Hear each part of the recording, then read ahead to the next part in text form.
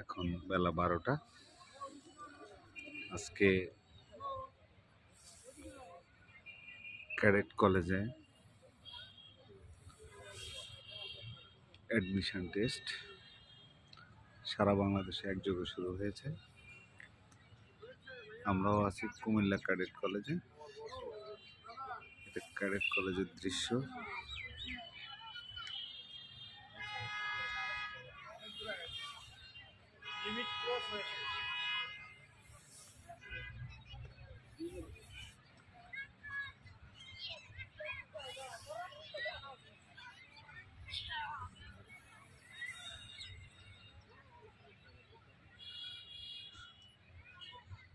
স্টুডেন্টদের সাথে অভিভাবকগণ, অসংখ্য অভিভাবক এখানে আছেন।